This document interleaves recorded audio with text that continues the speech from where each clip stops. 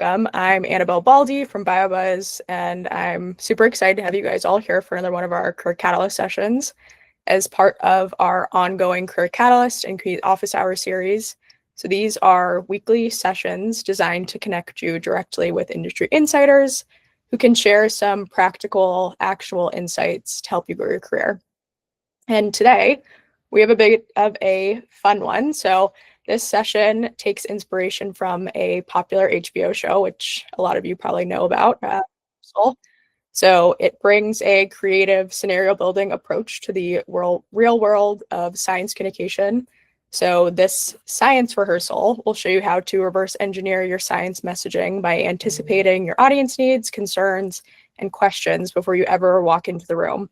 So you're going to learn how a guided kind of Nathan Fielder style practice can help you prepare for high stakes, emotionally charged, or otherwise challenging conversations as a scientist.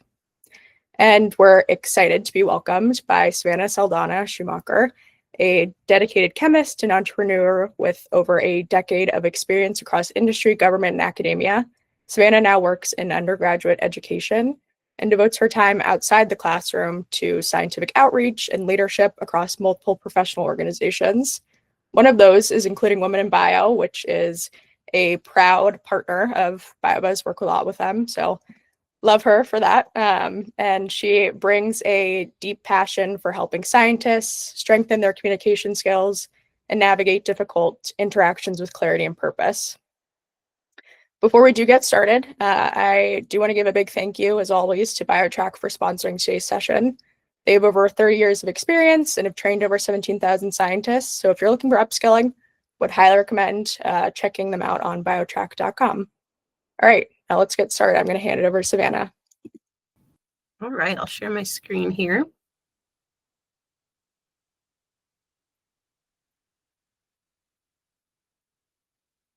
All right, can everyone see the full screen of the slides? Yes. Okay, great.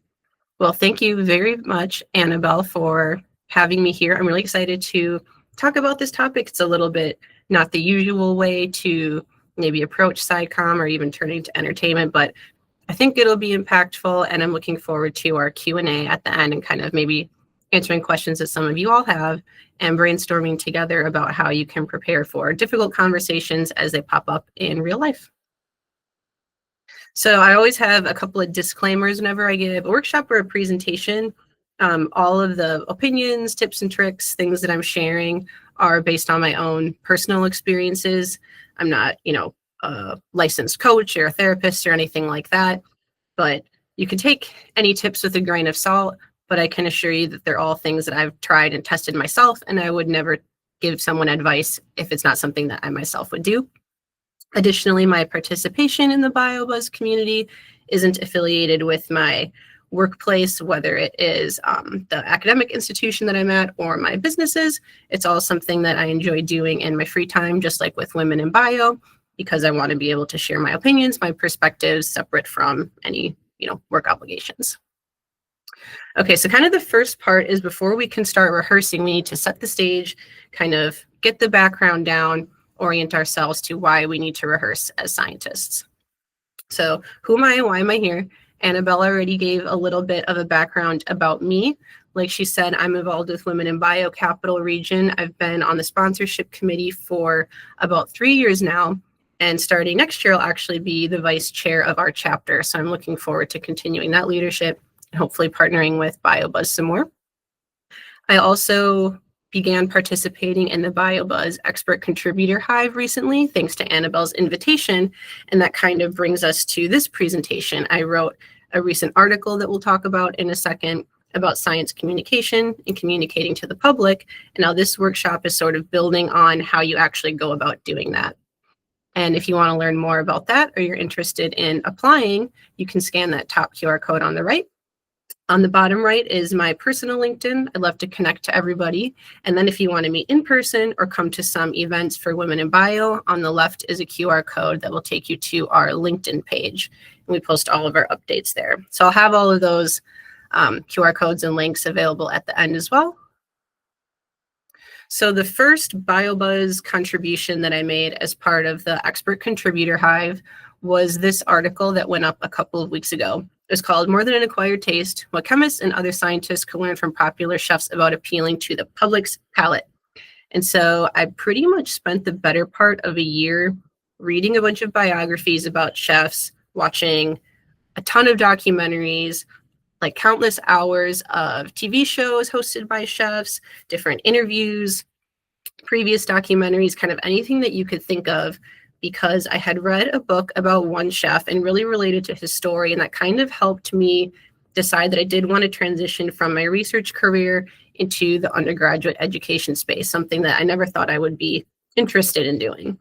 And kind of learning how he worked through the process of going from being a chef for all of these famous politicians and traveling all around the world into educating the public about cooking, it kind of got me thinking about the fact that maybe scientists could take the same approach, where sharing their own personal journey could help shed light on industry information or technical content for people that might not otherwise know about it.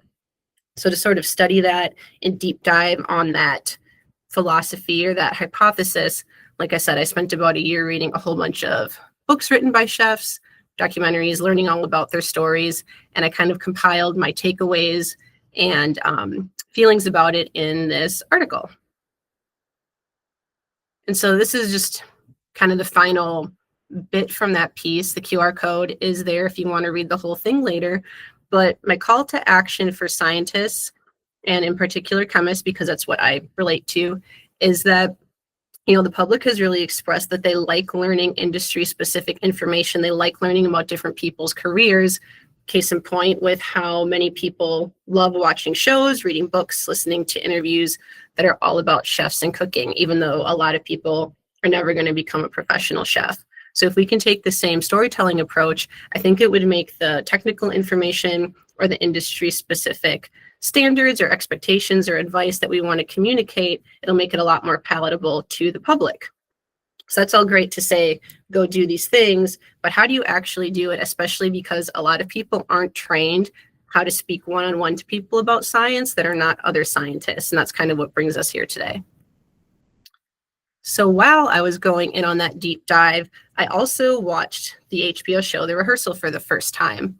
The new season came out in April, which was when I was in the midst of this whole chef thing. So I was in tandem, binge watching everything about Nathan Fielder from the past and learning about him, while also sort of formulating my thoughts and opinions on this potential approach to scientific communication with the public. So if you're not familiar with Nathan Fielder, he is a Canadian comedian, which encompasses writing, acting, producing. The things he's probably most popular for were Nathan For You, which was a Comedy Central show over the last decade. And he would go into small businesses and give them kind of unconventional advice about how to up their business game, but it was a lot of really funny things. And then his current project is The Rehearsal on HBO. There's 2 seasons. The second season came out, like I said, in April. His approach to comedy is the mockumentary style. So maybe 10-ish years ago, everyone was really into found footage horror films where it seemed like it was a documentary and, like, you know, it was obviously being acted, but it seemed like it wasn't, which made it a lot more real and scary. He takes that approach to comedy. So it's documentary style, but it's done really, really well and nuanced. And you're not really 100% sure if it is a documentary, if it's all completely scripted, you know, what's real, what's not. And it's a really great form of entertainment because he sprinkles in information throughout every single episode. So on Nathan For You, even though it was all really, really funny, comedic, kind of 2010 slapstick humor, every single episode he was dropping facts about like business law or regulatory things with business. And in The Rehearsal, he kind of took it to a new level. So if you're not familiar with The Rehearsal, like I said, it's his current HBO show. And sort of the IMDb overview is that Nathan Fielder gives people a chance to rehearse for their own lives in a world where nothing ever works out as expected. So what he does, starting in the first season, is he takes people who have a situation that they want to rehearse, a problem that they want to address, but they're kind of nervous about doing so or concerned about the outcome. So he has actors play all of their friends, family, whoever might be affiliated with this situation that he's helping them rehearse for. They wear costumes to look like the characters. He builds entire sets around the situation that they're going to be in so that they're so well rehearsed that when the time comes, they're able to navigate the situation no matter how each bit of the conversation progresses. And it was a really, really cool thing to watch. And it's something that some professions are really good at doing, others maybe not so much, and everything in between.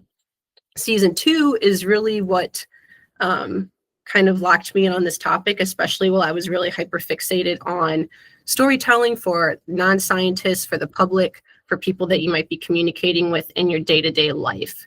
And so in season 2, he uses rehearsing not just as a way to help people cope with sort of slice of life events, but he escalates it into a way to possibly solve this massive problem in our society. So season 2 of the rehearsal focuses on the fact that airline pilots and first officers often have really poor communication because they've never met before they're supposed to go into the cockpit and fly a flight together. And he found that poor communication between those two professionals often is what leads to plane crashes after in-flight issues, either because the first officer doesn't feel comfortable speaking up or because the pilot doesn't necessarily value or listen to the first officer's opinion. So because there isn't a good communication there, it is something that is almost always in these major plane crashes. And so he uses rehearsing as a way to sort of prove that incorporating role-playing training for pilots in their training programs could lead to better outcomes. And he actually takes it so far as trying to, even now after the season, in interviews and online, put pressure on the FAA into mandating that this is part of basic training for all pilots, not just some people who participate on his television show. And this really, I found, aligned with my scientific communication goals and kind of this idea of storytelling to the public as a way to have better communication between scientists and either science skeptics or people who don't know about science at all, and just create better cohesion there.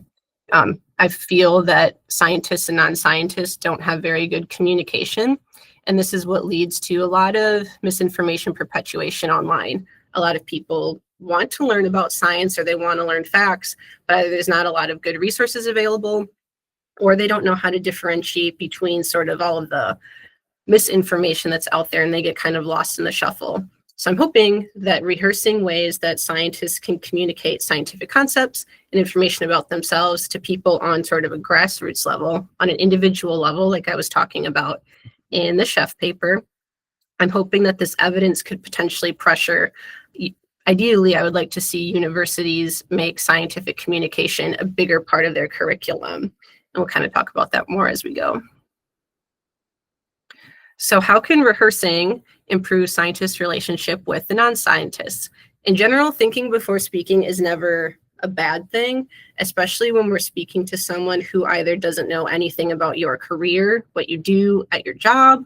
Maybe they have skepticism about science in general. Maybe it's just ignorance, whether it's malicious or not.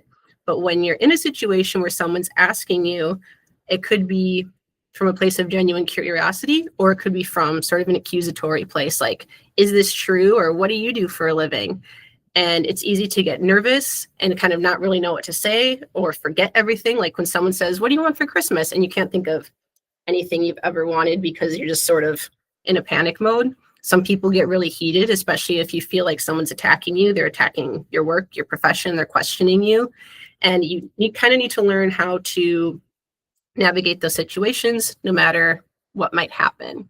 Some people also might have a communication barrier, and that's okay. We want to be able to deal with any situation as it comes. I think in general, scientists do want to communicate their science to the public at large, and we do receive a lot of communication training, but not for regular people who are not scientists. We practice how to give talks at conferences, in lab meetings.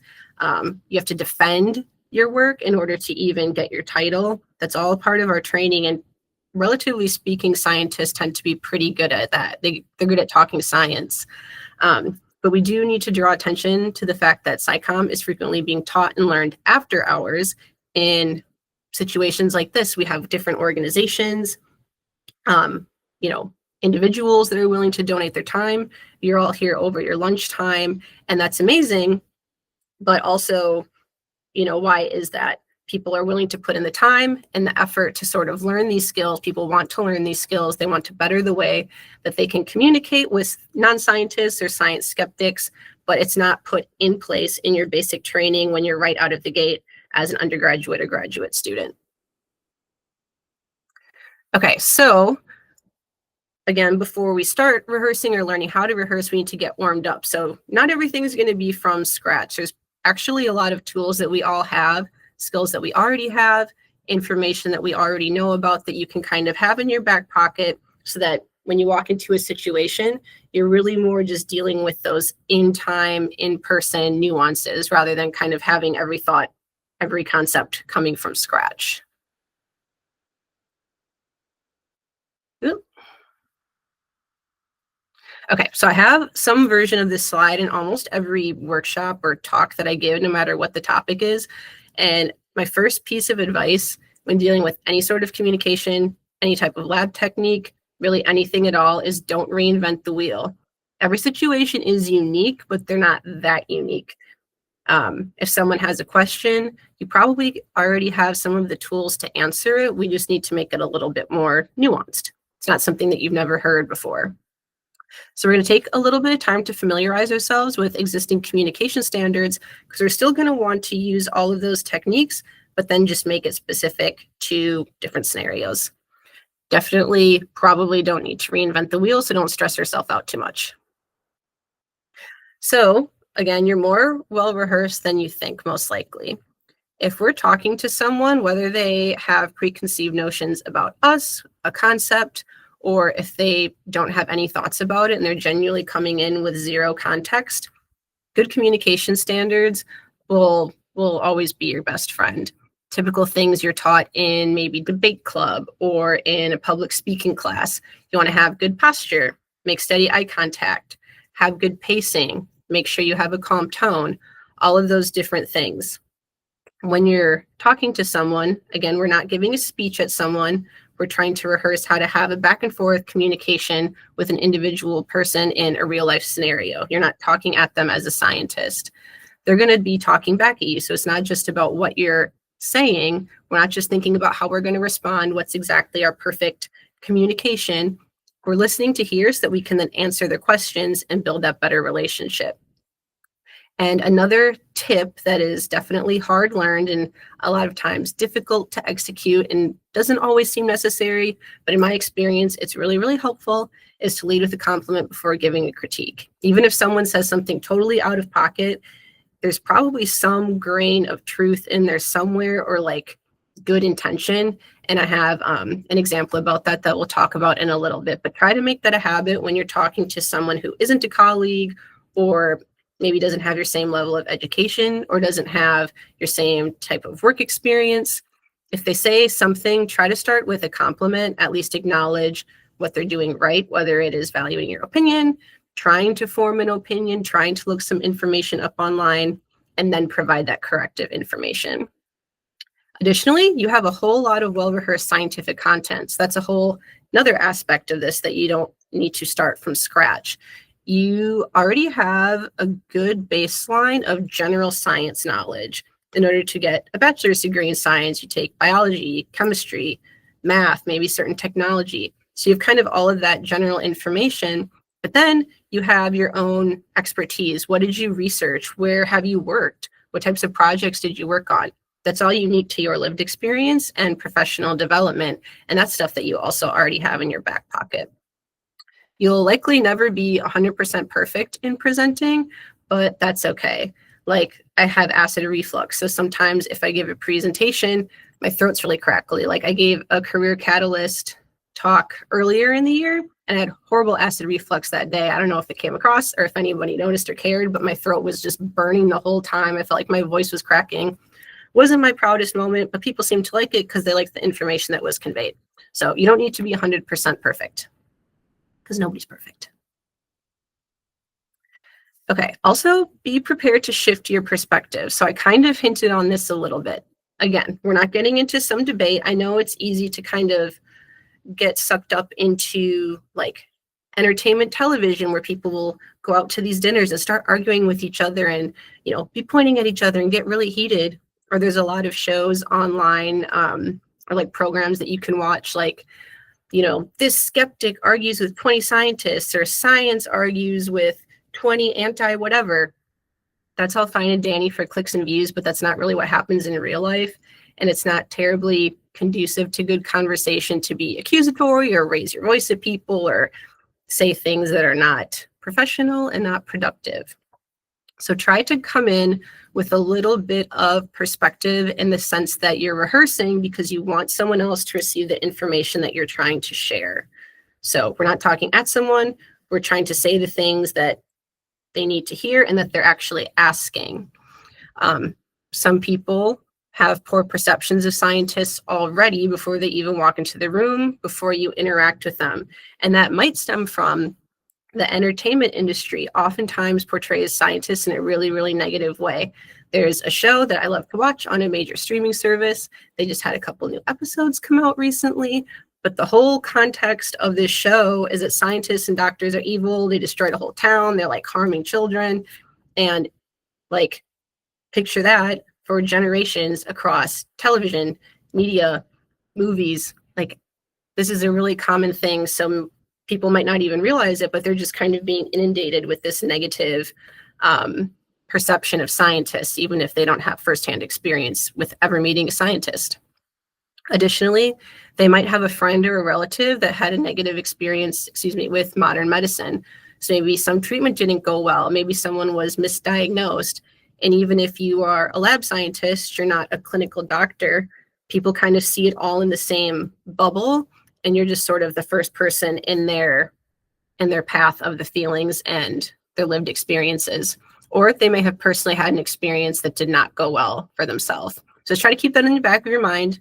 Definitely doesn't make it okay if someone's being disrespectful to you, but I'm kind of coming from the perspective that someone might not be receptive to information if they already have a negative perception.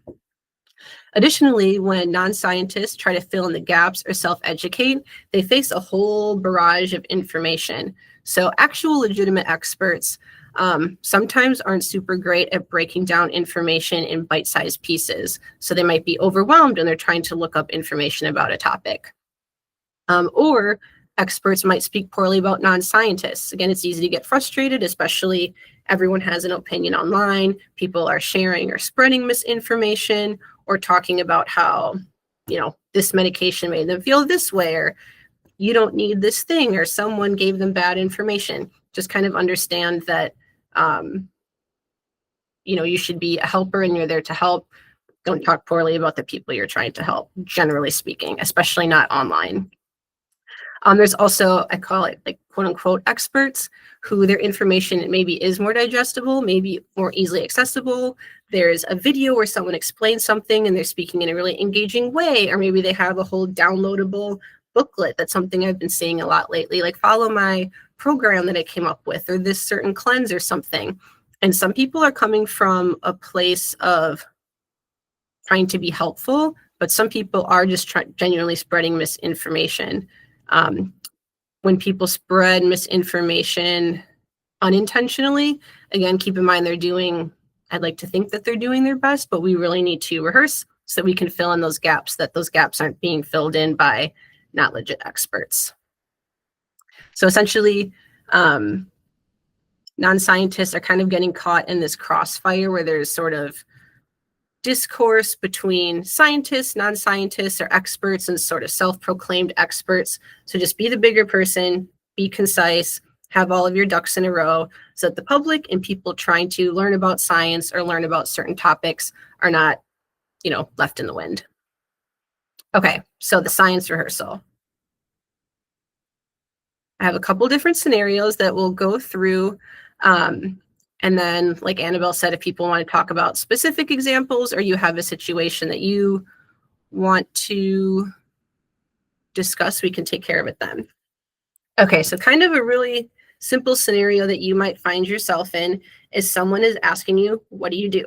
So best case, they want to know the holidays are coming up. Maybe you're visiting a friend or a significant other's hometown and you're meeting some new people. Maybe you're at a function or a happy hour and you're meeting some new people and they're asking, what do you do? They just want to know what you do. And this is your chance to really give them a positive impression, spread some good scientific interactions. Worst case, someone is saying it sarcastically, like, what do you do? Or what do you do? And they're just trying to criticize, be sarcastic, or pick a fight. And unfortunately, it happens, but that's okay. We can rehearse and be prepared. So the thing that you need to kind of ingrain in your brain is the scene from Kindergarten Cop, where he says, who is your daddy and what does he do? So if you haven't seen this movie, Detective Kimball goes undercover as a kindergarten cop, and he sort of interviews all of these little 4-year-olds because he's trying to find out whose dad might be the bad guy based on context clues that these kids give. So kind of turn that around into who am I and what do I do? Always try to bring it back to that as much as possible. Like I talked about in the chef piece, we know that different industries, different types of professions do really well with conveying their industry specific and technical information by tying it into their personal experience. Who are they? What do they do? And that sort of opens up the floodgate and ability to share information. So no matter the topic, if it's something really advanced, try to pull it back down into who am I and what do I do? Because your audience is probably going to be more receptive on that individual basis. Or if someone straight up is asking you, what do you do? Answer that question. Who am I? What do I do? So an example of doing this really poorly versus improving it is my own little biography. This is an in-person thing. This was written out. But on the left is the bio I submitted for my Career Catalyst event on time management earlier this year. And on the right is the one I use now. The one on the left, I don't even want to read it. It's so much stuff. It talks about everywhere I went to school, every person I did research with, like the types of projects I did, all of this information that could be its own individual conversation and all deserves its own attention. It could all be its own topic. And a lot of that would need a kind of extensive explanation for a layperson who doesn't know scientific terms and subspecialties. So the new version is literally just saying that I'm a chemist and entrepreneur, and I love outreach and communication. That's pretty straightforward. Kind of everybody knows what those terms mean. Over the past 10 years, I worked in industry, government, and academia. So that sort of opens up the opportunity to talk about different positions that I've had without saying company names or some cryptic position that a non-scientist isn't going to know what that even means. And then it also talks about what I do in my free time that I like to volunteer. That's kind of all you need to know. So start with who am I? What do I do? Not all of 100 different details. So how can you rehearse this at home on your own? Practice answering who am I? What do I do? In a way that's digestible for all. So different age levels, perhaps, different types of education. There is a QR code to a video that I definitely recommend everyone kind of saves for later to watch. It's where a biologist explains one concept in 5 levels of difficulty, literally starting from a child all the way up to a scientific expert in their same field. And it's really, really helpful. You can see when it's appropriate to use vocabulary words or jargon. If you say them, when do you need to explain them? What is the pacing when you speak to different people? Kind of how many words should you use? This is literally something that you can practice at home or even just think it in your mind. A lot of times with rehearsing, we think that we might need to do like interview prep where someone sits down and asks us a bunch of questions and we go back and forth. These are little exercises that you can just do while you're driving on the metro, eating your lunch. Think about it. Can I describe who I am, what I do in 1 sentence, 3 sentences, 5 sentences? Can I use no scientific vocabulary? A lot of scientific vocabulary. Get in the habit of being able to explain it to someone at the drop of a hat.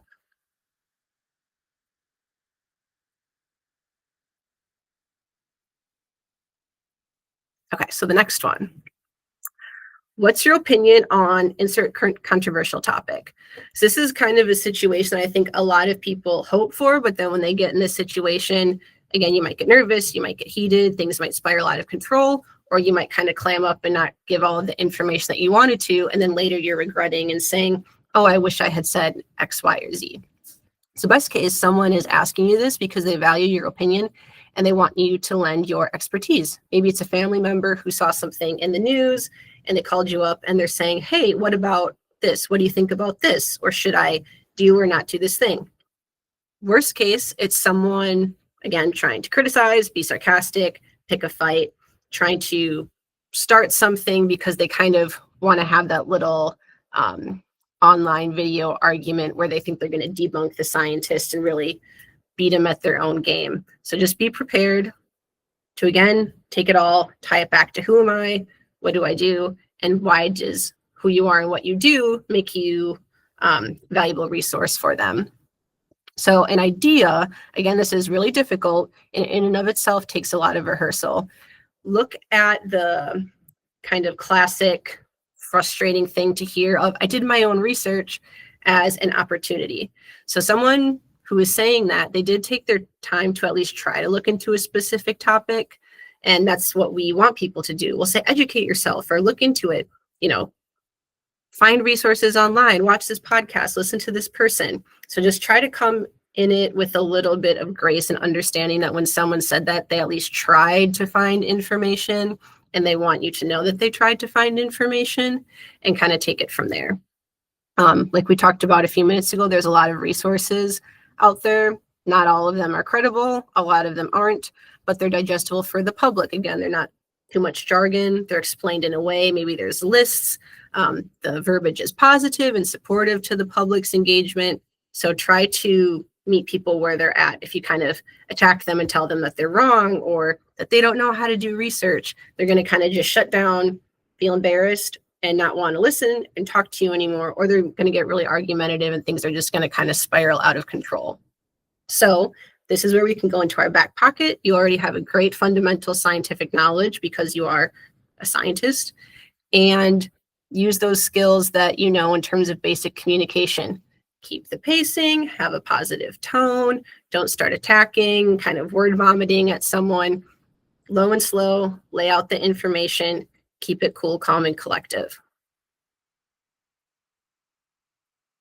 Okay, so how do we rehearse this? Something that's really helpful is being informed on current events, policies, opinions, and whatnot. Don't just be stuck in the vacuum, either in real life or on social media, of people who agree with you. It's good to know what all different people are talking about. I like to get magazines every couple of months, including ones that kind of align with my values and belief systems, but also ones that I would say are pretty much the opposite of the way that I think, just because you learn how are people communicating. What is the wording that they're using? What topics are people talking about? Are people consistently sharing misinformation about a topic? Just kind of know what's going on around you so that if someone does ask you a question, you kind of are able to speak to both sides of the coins. Like, oh, I see that you might think this is true, but actually, here's why that's not correct. Consider this instead. Kind of have a 3-step answer in your back pocket. And this is where that rehearsal comes with. So know what the different current topics are, what someone might ask you about, hot button issues, and then have 3 steps in place. So start with a compliment. That's great that you did your own research. Let's say, kind of a common example I can think of is ingredients. A lot of people are questioning certain ingredients, we'll call them, in food or medicines. And so you could say, that's really great that you're conscientious of what you're putting in your body. You want to look more into it. You want to learn where these things come from. Tie that into who am I and what do I do? Say, okay, I'm a toxicologist. This is how we study if something is safe to be put into a medicine, and kind of talk about what actually you do in your day-to-day life, and then provide your answer within a reasonable scope. I think this because of this. So I think this is safe because I understand how it's studied, and this is the process. Tie it back into who am I and what do I do, that interpersonal communication style. Okay, so kind of the last example scenario is just insert some grandiose assumption about scientist jobs. Again, there's a lot of different movies or shows that portray scientists in a certain type of way, and a lot of it isn't very positive.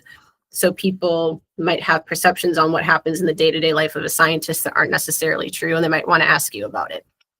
Best case, someone wants to verify if the things that they've seen and heard are true or not. Worst case, someone's trying to criticize, be sarcastic, or pick a fight. Could go either way. So don't forget. Again, we talked about those preconceived notions that people have, and they might even have a negative firsthand experience about it. An example, I won't go through all of these, we'll kind of talk about it in the Q&A, but I told someone that I was going to my first conference in a new position when I moved to Maryland. It's like, oh, be careful. I've seen Wolf of Wall Street. Like, there's going to be drugs and all of this stuff. And I'm like, first of all, Wolf of Wall Street wasn't even about scientists. Two, like, yeah, sometimes there's receptions and you see people that you catch up with, but I'm actually going there to share a poster. They're like, what's a poster? Why do you do that at a conference? Like, we're not partying all day long. We're actually sharing what we do. Here's what my poster is about, because this is what I do in my job. This is the type of science that I do. This is the type of research that I do. And this is what I'm really excited to present at the conference. And they learned a little bit about who I am, what do I do, while also answering kind of the question of, is this what people actually do at conferences or not? So how do you rehearse this? Going to keep emphasizing it over and over and over. Have that who am I and what do I do as the kernel of every single interpersonal conversation that you're having with a science skeptic, non-scientist, etc. Practice talking about your daily, weekly, monthly, or yearly agenda. So if someone just in general doesn't know about what a scientist does, they might think that they're scheming to take over the world, do all of these terrible, crazy things, you know, get people sick, do whatever. But actually in the day-to-day, scientists are scheduling, mentoring people, trying to figure out why their experiment didn't work. You know, what is happening in your day-to-day life? It's really not so over the top. It's just like any job. All professions have tasks and things that you need to do when you go to work. You're no different as a scientist. So be able to articulate that to people. Also get really good at describing one or a few of your non-daily big tasks. So for example, speaking engagements is a great thing to talk about how you put your slides together. How do you know what topics you're going to talk about? How often do you give a presentation? And this is important because a lot of non-scientists have a big fear of public speaking. So this kind of shows that there's a certain amount of bravery to it. Like I said, we're expected to talk in seminars, conferences, to defend in order to get your title. A lot of people never give a presentation in their whole entire life or career. So that's something that could show a side of you as a human that some people might not have thought about. You could talk about if you're under review or if a paper is being held for review. Show that you don't just get to make claims and say things as a scientist. You have panels and review boards of other experts who have to verify that everything you've done checks out. It shows accountability. Also, what does a funding proposal look like? You mean you're not just given wads of cash to blow and spend on all of this money coming up with things that may or may not work? You actually have to have strategic planning. It shows that there is care taken with the work that we do as scientists. So just, again, have all of those in your back pocket. Practice being able to summarize them at different levels of difficulty, whether someone is totally new to science, maybe they know a little bit about it, maybe they know you, maybe they don't know you at all. Be able to talk about these topics in a range of ways. All right, so to kind of wrap up before we stop the recording, kind of key takeaways for scientists. Reference material that you can watch is HBO's The Rehearsal, of course. Another thing is Wired on YouTube. They have a lot of videos where an expert answers questions from Twitter or different social media accounts.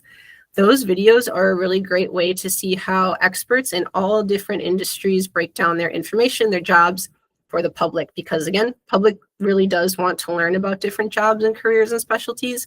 We just need to be able to explain it to them in a way that they feel comfortable taking in. Don't reinvent the wheel. Use those well-rehearsed skills that you already have, the communication basics, scientific foundation, and then think before you speak. Rehearse, rehearse, rehearse. Go through these different scenarios. Imagine, like, worst case, what would make you feel mortified or angered or confused? Work yourself through those scenarios. For universities, if anyone out there works at one, or maybe you want to talk to people at your university, kind of just put general awareness out there. I really think that universities need to include science communication into a curriculum in a way of engaging the public, not just how do you give a good presentation.